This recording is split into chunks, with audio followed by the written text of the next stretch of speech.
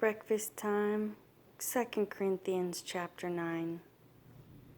Indeed, concerning the service to the set-apart ones, it is unnecessary for me to write to you, for I know your eagerness, about which I boast of you to the Macedonians, that Achaia was ready a year ago, and your ardor has stirred up most of them.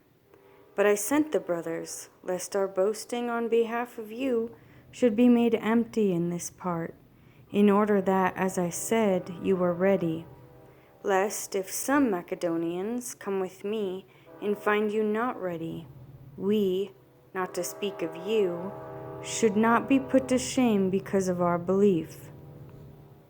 So I thought it necessary to appeal to the brothers to come to you in advance and arrange your promised blessing beforehand. This is to be ready as a blessing and not as greediness. And this, he who sows sparingly shall also reap sparingly. And he who sows on blessing shall also reap on blessing. Let each one give as he purposes in his heart, not of grief or of necessity, for the Elohim loves a joyous giver. And Elohim is able to make all favor overflow toward you, that you, always having all you need in every way, having plenty for every good work. As it has been written, he scattered abroad, he gave to the poor, his righteousness remains forever. And he who supplies seed to the sower, and bread for food shall supply and increase the seed you have sown, and increase the fruit of your righteousness, being enriched in every way for all simplicity which works out thanksgiving to Elohim through us.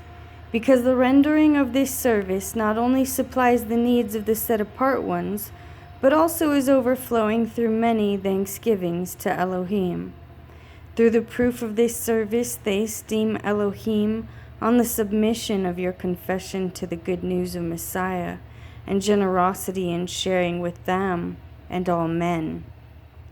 And by their prayer for you, who long for you because of the exceeding favor of Elohim in you, thanks also to Elohim for his unspeakable gift.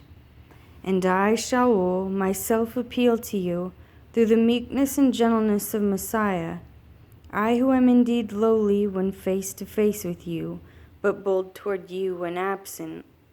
But I pray that when I am absent I might not be bold with that bravery by which I think to be bold against some who reckon us as if we walked according to the flesh. For though we walk in the flesh, we do not fight according to the flesh.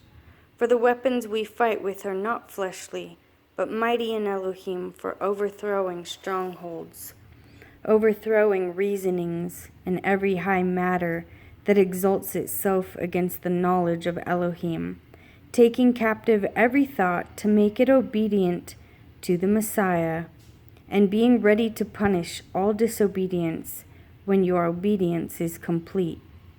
Take a look at what you are facing. If anyone seems to trust in himself that he is of Messiah, let him reckon again for himself that as he is of Messiah, so also are we. For even if I should boast somewhat more about our authority, which the Master gave us for building up, and not for overthrowing you, I shall not be put to shame, lest I seem to frighten you away by letters, because they say, his letters are truly weighty and strong, and his bodily presence is weak, and his speech amounts to naught. Let such a one take this into account, that what we are in word by letters when absent, such we are also in deed when we are present. For we do not presume to count ourselves or compare ourselves with those who command themselves, but they measure themselves by themselves, and comparing themselves among themselves are not wise. But we shall not boast beyond measure, but within the measure of the limits Elohim assigned unto us to teach even to you. for we are not overextending ourselves as if we did not reach to you, for we also came to you with the good news of the Messiah, not boasting beyond measure in the labors of others, but having an expectation that as your belief grows, we shall be greatly enlarged by you, according to our limits, to bring the good news in the parts beyond you, not to boast in another's limits in what has been accomplished, but he who boasts, let him boast in Jehovah.